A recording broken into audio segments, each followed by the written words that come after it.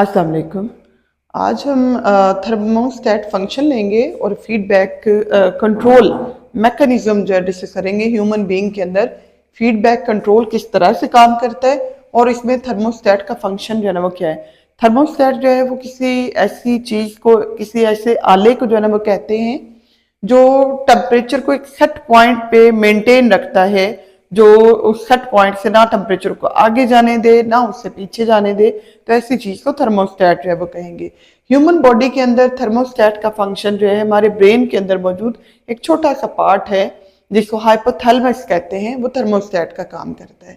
तो human body के अंदर जो थर्मोरेगुलेशन हो रही है, इस थर्मोरेगुलेशन का जो कंट्रोल है वो फीडबैक मैकेनिज्म है। होगा क्या, इसमें टेम्परेचर की पहले सेंसिंग जो है सेंसेशन की जाएगी, सिग्नलिंग की जाएगी। मतलब टेम्परेचर में कोई भी चेंज आया है तो ये एक स्टिमुलस है, इस स्टिमुलस को पहले सेंस किया जाएगा, फिर ब्रेन को सिग्नल भेजा जाएगा। ब्रेन आने वाले सिग्नल्स को पहले उसको जो है ना वो देखेगा, उसको जो है परसेप्शन करेगा कि ये किस चीज का सिग्नल आया है, क्या टेम्परेचर कम हो रहा है या टेम्परेचर ज्यादा हो रहा है। फिर उसके मुताबिक जो है फीडबैक मैकेनिज्म जो है इसको शो करवाएगा। मतलब अगर टेम्परेचर जो है वो आया है ज्यादा तो उसको जो है वो कम करने का जो है ना पैगाम जो है ना बॉडी का टेम्परेचर जो है वो कम करने के लिए सिग्नल जो है ना वो जारी कर दिए जाएंगे। और अगर जो है इसमें जो है ना आ रहा है, इसके पास सिग्नल आ रहा है वो लो टेम्परेचर का आया है तो बॉडी का टेम्परेचर बढ़ाने के लिए, यानी जिस तरह का सिग्नल आया है रिस्पॉन्स उसके उलट जो है ना वो शो होगा। तो ये नेगेटिव फीडबैक मैकेनिज्म होता है। फीडबैक मैकेनिज्म वैसे तो जो है ना वो करता है सेंसेशन करता है, सेंसेशन जो है उसका सिग्नल जो है ना वो भेजता है, सिग्नल के अकॉर्डिंग ब्रेन जो है पैगाम जारी करता है इफेक्टर को। ये इसमें जो है फीडबैक मैकेनिज्म होता है। लेकिन यहाँ पे इसकी टाइप जो है वो कौन सी असरअंदाज हो रही है, नेगेटिव फीडबैक मैकेनिज्म जो है ये थर्मोरेगुलेशन को कंट्रोल करेगा।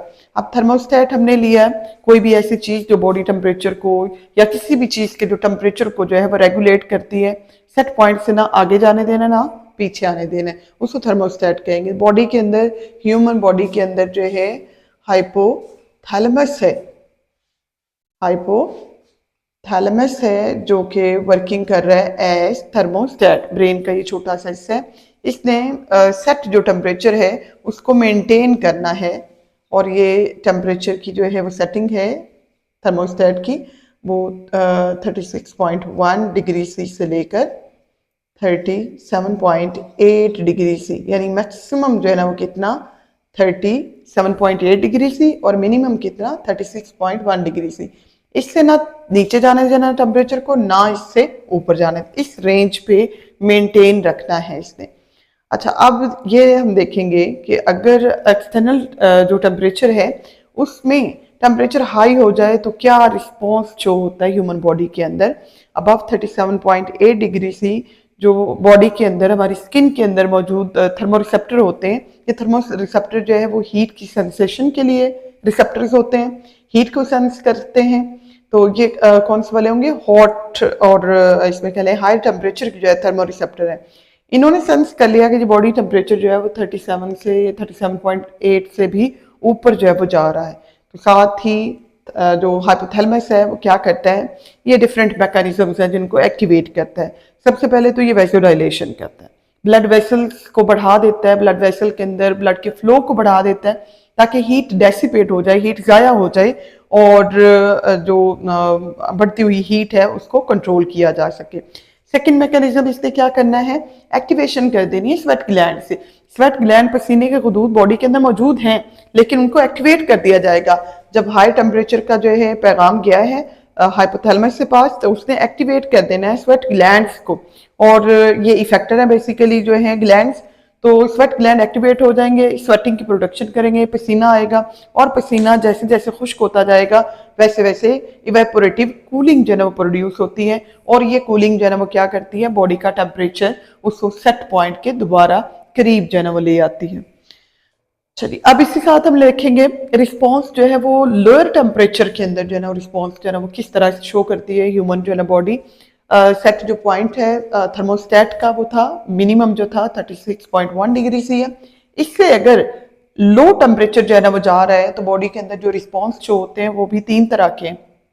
अगर टेम्परेचर इससे कम हो रहा है तो अब की जाएगी वैसो कंस्ट्रिक्शन, यानी सर्दी का मौसम है, सर्दी जो है ना वो लग रही है, बॉडी के अंदर जो है जो कोल्ड रिसेप्टर्स हैं उन्होंने दिमाग को हाइपोथैलेमस को पैगाम दिया है कि बॉडी का टेम्परेचर कम हो रहा है, तो अब इसको जो है ना बढ़ाने के लिए उसने ये 3 पैगाम जारी करने हैं। वैसे कंस्ट्रिक्शन करवानी है, ब्लड की सप्लाई जो है ना उसको कम कर देना है, ब्लड का फ्लो जो है ना वो कम कर देना है, सुपरफिशियल स्किन तक ब्लड को कम से कम आने देना है ताकि हीट डेसिपेट ना हो, हीट ज़ाया ना हो और हीट बॉडी के अंदर कंजर्व रहे। दूसरा काम क्या करना है, शिवरिंग थर्मोजेनेसिस करनी है। इससे बॉडी के जो मसल्स होते हैं जैसे कांपते हैं ना सर्दी से, उस कांपने के अमल के दौरान जो है ना वो क्या होता है, मसल कॉन्ट्रैक्शन से हीट की प्रोडक्शन होती है, that is called as shivering thermogenesis.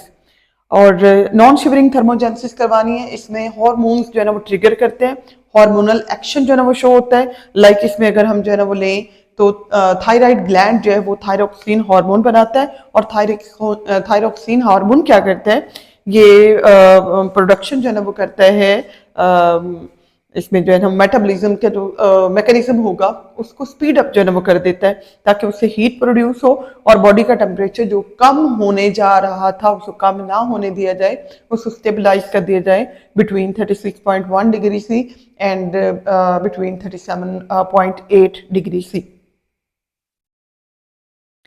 ये हम लेंगे, हमारे पास एक जो है स्केच है कि थर्मोस्टैटिक जो फंक्शन है वो किस तरह से वर्किंग करता है।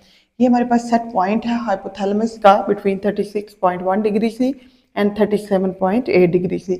इस पे तो बॉडी टेम्परेचर मेंटेन रहेगा, लेकिन अगर बॉडी का टेम्परेचर जो है वो इम्बैलेंस हो जाए, यानी बाहर जो है टेम्परेचर बढ़ जाए या बाहर टेम्परेचर जो है वो कम हो जाए, तो ये दो सूरतें हो सकती हैं। बॉडी टेम्परेचर अगर जो है वो कूल हो गया, सेट पॉइंट से ठंडा जो है ना वो हो रहा है, तो यानी 36.1 डिग्री सी से नीचे जा रहा है, इस सूरत में क्या होता है, जो थर्मोस्टेट है इस तक पैगाम जाता है, जो हमारे पास रिसेप्टर्स होते हैं, कौन से वाले रिसेप्टर, कोल्ड के रिसेप्टर जो है, पैगाम इसको जो है ना वो जारी करेंगे, और इन्होंने पैगाम जारी करके जो है ना बताना है थर्मोस्टेट को या हाइपोथैलेमस को बॉडी टेम्परेचर जो है वो कम हो रहा है। अच्छा, अब इसने क्या करना है, थर्मोस्टेट ने वार्मिंग मैकेनिज्म को एक्टिवेट कर देना है। ये वार्मिंग मैकेनिज्म जो है बॉडी को वार्म अप करता है, 3 एक्शन ये ले सकता है, या वैसो कंस्ट्रिक्शन करेगा, ब्लड की इसमें जो सप्लाई होगी उसको क्या करेगा, कम जो है ना वो कर देगा ताकि हीट जो है वो लॉस ना हो, या इसने शिवरिंग थर्मोजेनेसिस करनी है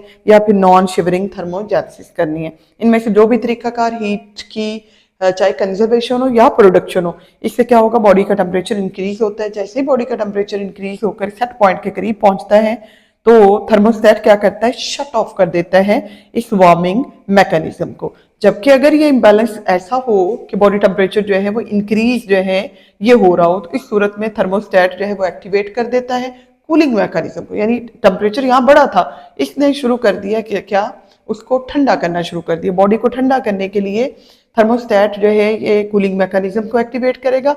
कूलिंग मैकेनिज्म या करेगा वैसोडाइलेशन जिसमें ब्लड की सप्लाई बढ़ा दी जाती है, या ये करेगा स्वेट ग्लैंड की एक्टिवेशन जिसमें पसीने के गुदूद जो है उनको एक्टिवेट करके पसीना बनाया जाएगा, स्वेटिंग होगी, स्वेटिंग के नतीजे में इवेपोरेटिव कूलिंग होगी। अब चाहे वैसोडाइलेशन हो चाहे इसमें इवेपोरेटिव कूलिंग हो, दोनों से टेम्परेचर बॉडी का डिक्रीज होता है। बॉडी टेम्परेचर डिक्रीज होने के बाद जैसे ही जो है ना सेट पॉइंट के करीब पहुंचता है तो थर्मोस्टेट जो है वो क्या हो जाएगा, इसको थर्मोस्टेट ने कर देना है, शट ऑफ कर देना है जो इसने मैकेनिज्म को एक्टिवेट पहले किया हुआ था कूलिंग मैकेनिज्म को। अब इस कूलिंग मैकेनिज्म को भी क्या करना है, बंद कर देना है।